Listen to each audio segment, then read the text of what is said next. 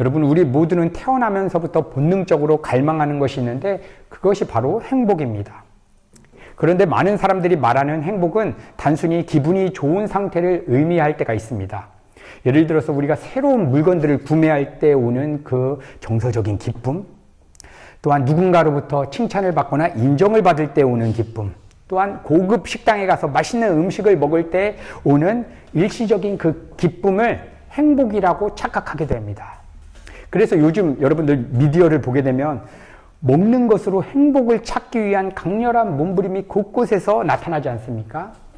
TV와 유튜브를 보면 수많은 사람들이 먹방 콘텐츠를 하고 있습니다. 그리고 그 방송을 보는 시청자들은 배고프지도 않은데 그 맛있게 먹는 음식을 보면서 한국에서는 배달 음식이 얼마나 발달되어 있습니까? 핸드폰으로 어플을 켜서 동일한 음식을 구매해서 같이 야식을 즐기기도 하는 것입니다.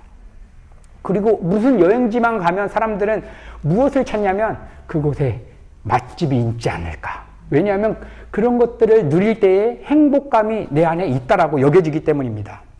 여러분들 중에서도 정말 맛있는 뷔페에 가서 식사를 해보신 경험이 있으실 것입니다.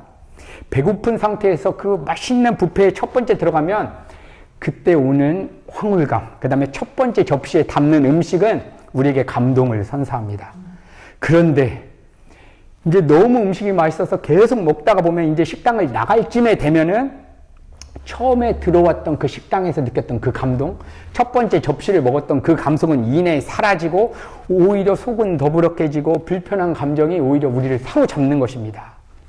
이렇게 많은 사람들이 생각하는 행복은 기분 좋은 상태, 순간 나에게 즐거움을 주는 상태라고 여기지만 이런 것들은 잠시 도파민 스파이크가 빵 터지면서 잠시 우리의 정서를 즐겁게 하지만 금세 사라지는 것입니다. 여러분, 그렇다면 왜 사람들은 이러한 감정에 그토록 집착하는 것일까? 세상 사람들이 생각하는 행복은 세 가지로 정의하고 있기 때문입니다. 기쁨, 만족, 안정감. 이 세 가지에 기초하고 있기 때문에 사람들은 이렇게 자극적이거나 자기의 정서적인 것을 더 흔드는 것에 집착하게 되는 것입니다.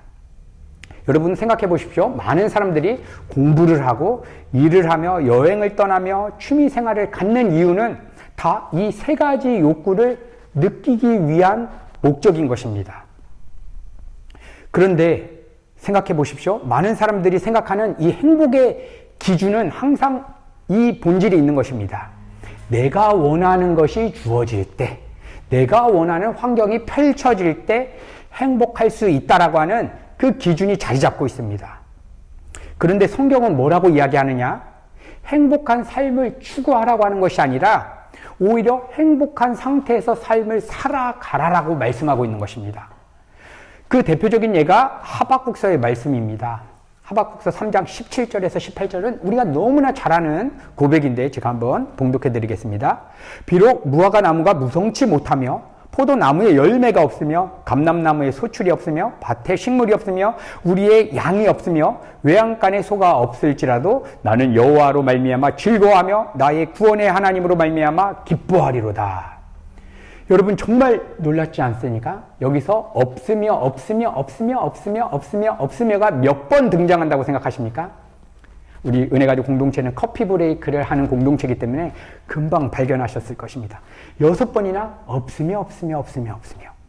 성경에서 6이라고 하는 숫자는 인간의 수를 상징합니다. 그러니까 하박국 선지자는 의도적으로 숫자 6을 표현함을 통해서 인간의 힘과 조건으로는 결코 진정한 행복과 기쁨에 이룰 수 없다는 것을 선포하고 있는 것입니다. 그리고 7번째 7이라는 숫자는 하나님의 수를 상징하는데 7번째 고백은 이렇게 터뜨리는 것입니다. 나는 여호와로 말미암아 즐거워하며 나의 구원의 하나님으로 인하여 기뻐하리로다. 이것은 무엇입니까? 인간이 고안해낼 수 있는 아주 아름다운 파라다이스 같은 환경이 주어져도 기쁠 수는 없는데 모든 것이 다 무너져도 하나님 한 분만으로 기뻐할 수 있다. 여러분, 이것이 하나님께서 우리에게 제시하시는 진정한 행복의 원리인 것입니다. 그래서 외적인 조건이 아무리 막혀 보이는 상황 속에서도 우리가 진정한 행복을 누릴 수 있는 근거가 있습니다. 그것은 바로 주님의 십자가입니다. 우리가 행복을 느끼는 근원이 이 세상의 환경과 조건이 아니라 예수 그리스도의 십자가라는 것입니다. 예수님께서 우리의 모든 죄를 짊어지시고 십자가에 죽어주시고 다시 사흘 만에 부활하심으로 우리에게 영원한 생명을 선물로 주셨습니다. 그런데 이 영생생 구원은 우리가 어떠한 조건을 제시하거나 우리가 착한 행동을 해서 받은 것이 아니라 오직 하나님의 전적인 은혜로 주어진 것입니다. 그러니까 행복은 내가 무엇을 이루었기 때문에, 내가 어떠한 조건에 도달했기 때문에 느껴지는 것이 아니라 하나님께서 나를 위해서 이미 모든 것을 이루었다는 그 근거하에 누릴 수 있는 은혜라는 것입니다. 이것이 바로 복음이 주는 참된 기쁨과 행복의 이유입니다. 그래서 지금 내가 하나님 한 분으로 만족하고 행복하지 못한 상태인데 이 세상의 조건으로 행복해지려고 막 삶의 방향을 달려가게 되면 결국 우리는 불행을 향해서 달려가는 것이랑 동일한 것입니다. 그렇게 불행을 향해서 재정과 성공과 사람들로부터 주어지는 인정을 향해서 행복을 추구하기 위해서 달려가는 와중에 이 세상에 풍요들이 주어집니다. 내가 원하는 환경들이 주어집니다.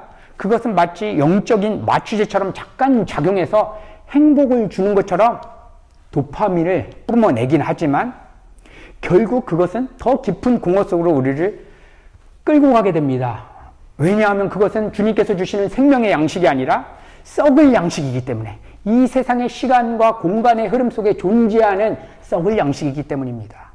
그렇기 때문에 우리 성도는 행복해지기 위해서 사는 것이 아니라 행복 안에 거하며 살아가는 사람들로 부름받은 것입니다.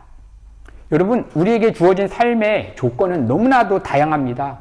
어떤 사람들은 진짜 솔로몬처럼 부귀영화를 누리면서 살아가는 사람들도 있을 것이고, 어떤 사람들은 거지 나사론처럼 이 세상의 눈으로 보기에는 망해 보이는 삶의 현실 가운데 살아가는 분도 계시고, 어떤 분들은 그냥 평범한 일상을 살아가는 분도 계실 것입니다. 이 세상의 눈으로 본다면 하나님은 참 불공평해 보입니다. 왜 태어날 때부터 어떤 사람은 장애를 갖고 태어나기도 하고 어떤 사람은 태어날 때부터 왜 금수저로 태어나기도 하는 것입니까? 참 이 세상의 눈으로 보면 하나님이 공평하다라고 말하기가 참 어렵습니다. 그런데 성경은 우리에게 이렇게 묻는 것입니다. 지금 너희의 삶의 조건과 환경이 어떠냐가 아니라 그 환경 속에서도 하나님으로 인하여 기뻐하는 삶을 살아가고 있느냐? 여러분, 하나님은 우리가 어떤 환경에 처해 있든지, 거지 나사로 같은 환경에 처해 있든지 이것이 중요한 것이 아니라 그곳에서 하나님으로부터 부어지는 행복을 누리며 살기를 원하시는 것입니다. 이 행복을 누리게 되면 거지 나사로의 신분도 왜 축복이고 왜 은혜인지를 비로소 깨닫게 되기 때문입니다. 사랑하는 성도 여러분, 오늘 이 기도회를 통해서 우리가 행복이 환경과 어떠한 조건이 아니라 하나님 한 분으로부터 주어지는 것임을 우리가 믿음으로 받아들이면서 이 진리를 우리의 삶 속에서 실제로 살아가는 그러한 은혜의 시간이 되기를 간절히 소망합니다. 여러분, 오늘 본문 말씀 너무나 잘 아시는 여리고성 이야기입니다. 이 말씀 속에는 참된 믿음과 참된 행복이 어떻게 연결되어 있는지를 분명하게 보여주는 진리가 담겨져 있습니다. 오늘 본문에서 이스라엘 백성들은 마침내 가나안 땅 입성을 눈앞에 딱 앞두고 첫 번째 관문인 여리고성 앞에 서게 되었습니다. 그런데 여리고성은 인간의 힘으로는 도저히 넘을 수 없는 성처럼 보입니다. 그래서 오늘 본문 말씀 1절을 보게 되면 어떻게 표현하고 있냐면 여리고는 굳게 닫혔다. 그냥 살짝 닫혔다. 그냥 닫혀있다라고 표현할 수도 있는데 성경은 의도적으로 굳게 닫혀있다. 이것은 무엇을 의미하는 것이냐면 인간의 눈으로 보기에는 도저히 답이 보이지 않는다라고 하는 것을 표현하고 있는 것입니다. 여러분, 이 모습은 마치 오늘날 우리가 마주하는 삶의 현실의 벽과도 같습니다.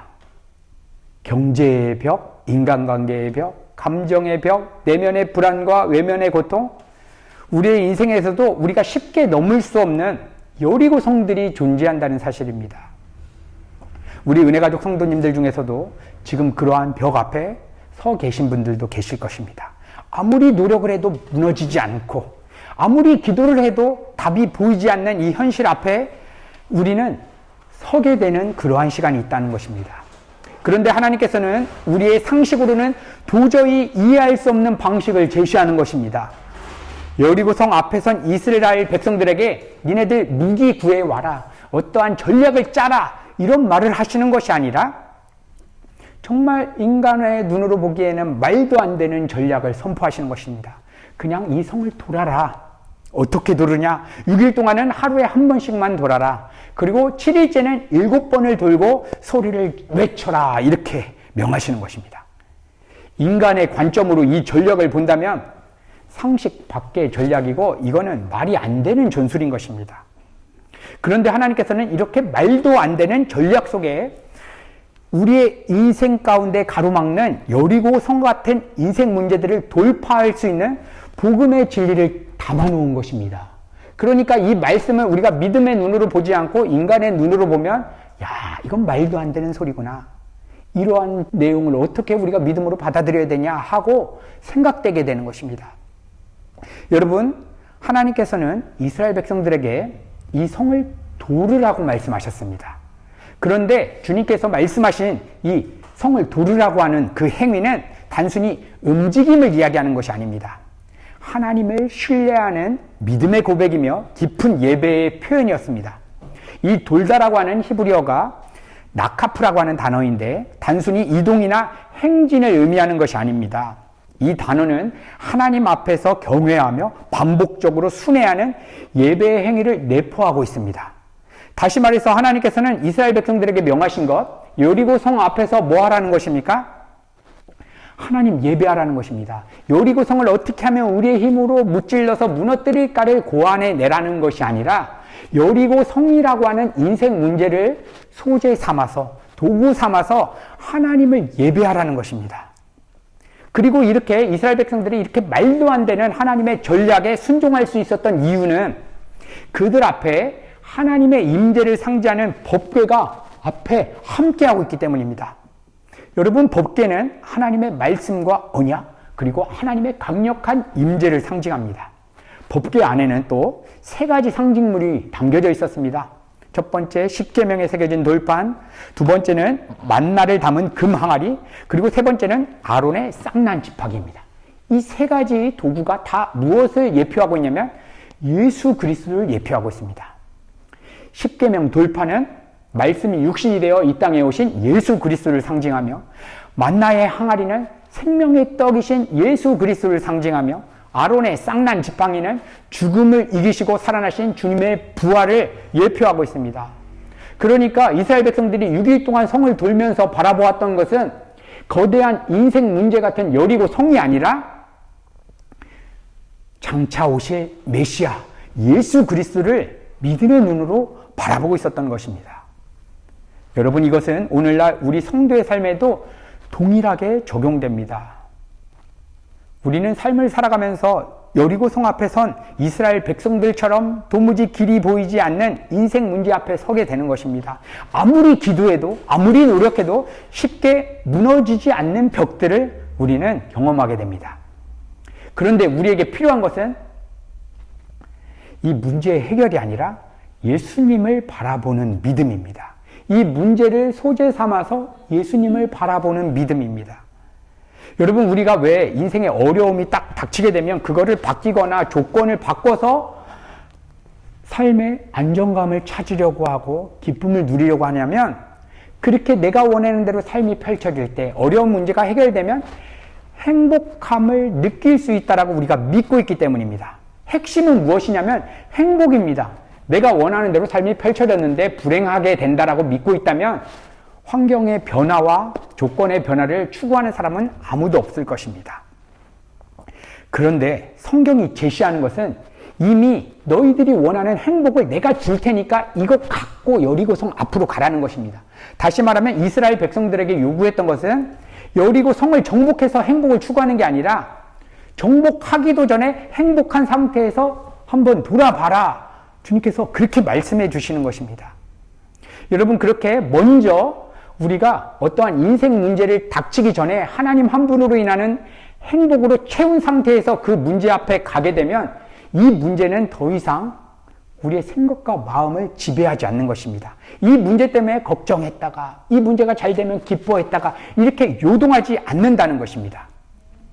이것이 사도 바울이 말하는 내가 세상에 대해서 죽었다라고 하는 의미입니다. 죽었다는 것은 이 세상의 환경이 나한테 아무런 영향을 주지 않는다는 의미입니다. 그래서 우리가 해야 되는 것은 이 세상 여리고 성이라고 하는 문제를 만날 때마다 이 문제에 지배당하는 나는 주님과 함께 죽었다라고 하는 믿음을 붙잡고, 하나님 이거 안 해결해 주셔도 하나님으로부터 부어지는 그 충만감, 그 기쁨으로 날 채워주세요 라고 우리가 기도하면서 믿음으로 나아가기 시작할 때에 조건과 환경이 아무리 막혀도 하늘의 평강과 기쁨을 누릴 수 있다라고 성경은 증언하고 있는 것입니다. 그래서 이스라엘 백성들이 6일 동안 여리고 성이 무너지지 않았는데도 하나님의 말씀에 순종했던 이유는 예수 그리스도를 상징하는 법궤 앞에 그들의 마음을 다 포겠습니다. 성을 보는 게 아니라, 재정 문제, 사업 문제를 보는 게 아니라 예수 그리스도의 십자가에 그들의 마음을 포개고 자신의 생각과 판단이 다 죽고 그냥 믿음의 발걸음을 걸어갔던 것입니다. 그 결과 성이 7째 날 무너지기도 전에도 그들의 마음 안에 걱정, 염려라고 하는 여리고 성이 이미 다 무너져 버린 것입니다. 여러분, 사도 바울이 돌았던 여리고 성은 복음을 전하다가 수많은 핍박을 받고 매를 맞고 감옥에 갇히는 상황이었습니다. 스데반 집사님이 돌았던 여리고 성은 돌에 맞아서 순교하는 상황이었습니다. 그런데 그들은 외적으로 볼 때 아무런 행복의 조건이 없는 상황 속에서도 기뻐하였습니다. 왜냐하면 눈에 보이는 어려워진 여리고 성은 그대로 있었지만 그들의 마음 안에서는 그 성이 이미 무너져 버렸기 때문입니다. 그런데 어떤 분들이 이렇게 생각하기도 합니다. 여리고 성이 무너졌다는 것은 우리가 믿음의 발걸음을 내디디면 내 재정 문제를 하나님이 해결시켜 주시고 사업 문제를 해결시켜 주시고 내 꿈을 이루어 주시는 것이 아니냐, 이렇게 생각하기도 하는 것입니다. 그래서 더욱더 간절하게 내 꿈을 위해서 하나님께 기도하고 헌신 봉사하면 하나님께서 내 삶을 풍요로 다 바꿔주신다라고 이야기하기도 하는 것입니다. 여러분, 물론 하나님께서 하나님의 계획과 뜻이 있다면 우리가 원한 기도의 내용보다 더 큰 것으로 주시는 참 좋으신 하나님이십니다. 그런데 여리고 성이 무너졌다는 본질적인 의미는 단지 눈에 보이는 문제가 해결되었다는 것에 있는 것이 아닙니다. 이것으로 본다면 초대교회 성도들이나 스데반 집사님이나 사도들은 완전히 망한 인생이었던 것입니다. 그러면 그 본질적인 의미는 무엇이냐? 여리고 성이 무너졌다고 하는 영적인 의미는 그동안 나를 그렇게 짓눌렀던 인생 문제들이 더 이상 내 마음의 평강과 행복에 아무런 영향도 주지 못하게 되었다. 여러분, 이것이 여리고 성이 무너졌다라고 하는 의미인 것입니다. 그거에 대한 증거는 무엇이냐? 하박국 선지자처럼 모든 것이 다 없어도 나 여호와 하나님 한 분을 위하여 기뻐하며 즐거워합니다라고 하는 고백이 터져나는 것, 여러분, 이것이 여리고 성이 무너졌다라고 하는 진정한 의미인 것입니다. 그래서 사도 바울이 감옥에 갇혔는데 감옥 밖에 있는 사람에게 오히려 너희들 기뻐해야 된다, 평안을 전한다, 이렇게 선포했던 것입니다.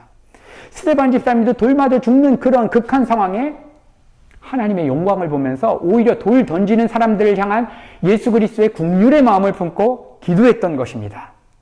여러분, 이렇게 이 세상이 주는 조건적인 행복과 복음으로부터 주어지는 행복은 완전히 다른 것입니다.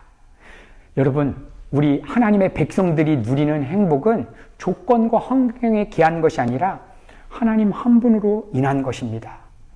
왜냐하면 이 온 천지 만물을 창조하시고 행복을 디자인하신 하나님께서 우리의 인생을 양팔로 다 끌어안고 계시기 때문입니다. 그래서 이러한 복음의 본질을 깨달았던 우리의 신앙의 선배가 어떻게 노래하는 것입니까? 주의 친절한 팔의 안깃에 우리 마음이 평안하리니, 재정 문제가 해결되리니 내 마음이 평안하리라, 이런 얘기하는 것이 아닙니다. 주의 친절한 팔에 안기니까 마음이 평안하다라고 고백했던 것입니다. 여러분, 이렇게 오늘 이 말씀을 통해서 우리가 명확하게 정리해야 되는 것은, 내 삶에 주어진 환경이 바뀌어서 내가 평안할 것이 아니라 주님의 품 안에 안겨야지만 비로소 참된 평안을 누릴 수 있다라고 하는 이 진리를 우리가 믿음으로 취하게 되기를 간절히 소망합니다. 여러분, 우리의 삶에는 끊임없이 우리가 원치 않아도 앞으로도 계속 여리고 성과 같은 문제는 주어질 것입니다. 그럴 때 이 세상이 제시하는 방식은 언제나 동일합니다. 환경과 조건을 바꿔서 행복을 추구해라. 그러나 하나님께서는 우리에게 이 본문 말씀을 통해서 이렇게 말씀하시는 것입니다. 그냥 돌아라. 즉, 이 인생 문제를 통로 삼아서 하나님을 예배하는 그 통로로, 그 기회로 삼으라는 것입니다. 여러분, 그래서 우리가 생각해야 되는 거, 지금 내 삶에 막혀져 있는 문제는 단순히 극복하고 변화시켜야 되는 문제가 아니라 1차적으로는 이 문제를 도구 삼아서 내 삶을 하나님을 향한 예배로 올려드리는 것입니다. 그래서 사도 바울이 정말 이 악한 세대 때에 하나님이 찾는 사람이 누구냐고 하면 예배자라고 하는 것입니다. 너희의 몸을 거룩한 산 제사로 하나님께 올려드려라. 재정 문제 앞에서 내 몸을 거룩한 산 제사로 어떻게 올려드립니까? 이 문제에 지배당하는 내 마음이 어린 양 대신 예수님과 함께 죽었습니다 라고 하는 믿음으로 태워 올려드리는 것입니다.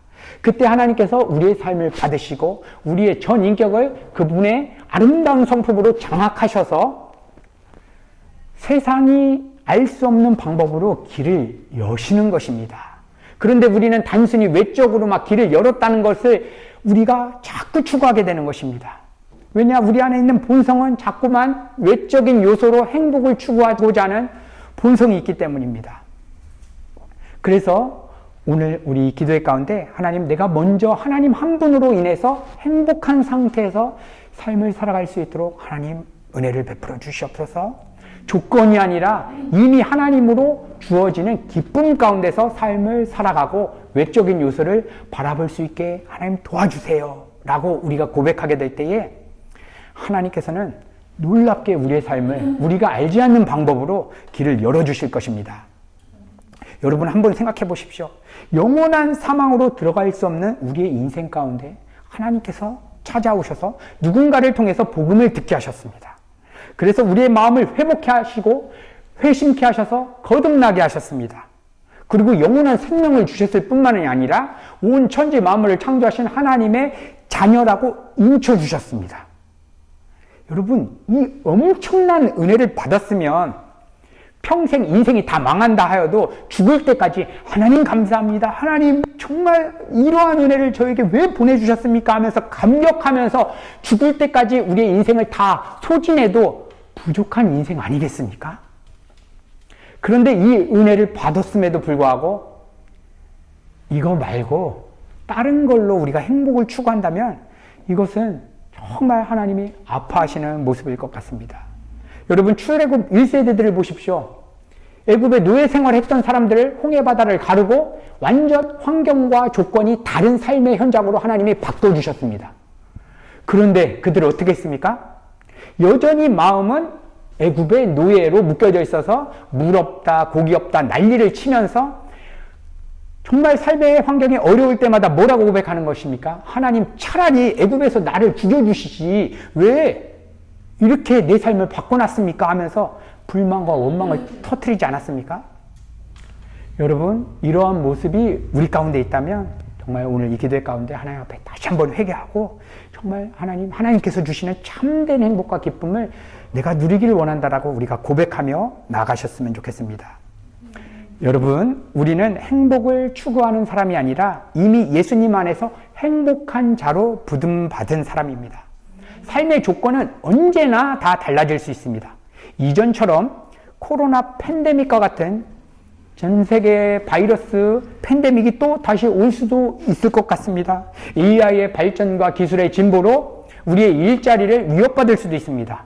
우리의 사업, 직장, 재정, 건강, 마치 사방이 막힌 채 여리고 성 앞에 선 것처럼 우리의 현실은 정말 무겁게 느려지는, 정말 변화되는 그러한 환경이 주어질 수도 있습니다. 여러분, 이러한 상황 속에서 오늘 본문 말씀을 통해서 하나님께서 우리에게 제시해 주시는 복음의 원리는 분명한 것입니다. 하나님 한 분으로 기뻐하고 구원의 하나님으로 즐거워하는 자가 되기 위해서 성령의 도우심을 구하라는 것입니다. 그리고 이렇게 우리가 성령의 도우심을 구하게 될 때에 도저히 인간의 힘으로 무너뜨릴 수 없을 것처럼 보였던 여리고성이 완전히 무너졌던 것처럼 세상의 조건으로 기뻐하고 만족하려고 하는 우리의 죄악된 마음이 완전히 무너지게 되는 것입니다. 그리고 예수와 연합된 진정한 나로서 이 세상을 살아가게 되는 것입니다. 그래서 그냥 내 삶에 막혀 보이는 현실도 다 감사의 제목으로 누려지는 것입니다. 왜냐? 창조주 하나님이 내 인생을 다 주관하시고 계획하시고 나의 인생의 끝은 영원한 하나님의 나라에 들어간다라고 하는 그 근원적인 감사와 평강이 우리의 삶을 막 지배하게 되기 때문입니다. 이러한 진정한 행복이 우리 사랑하는 밀라노 은혜 가족 공동체의 모든 삶 가운데 충만하게 임하게 되기를 우리 주님의 이름으로 간절히 축복합니다.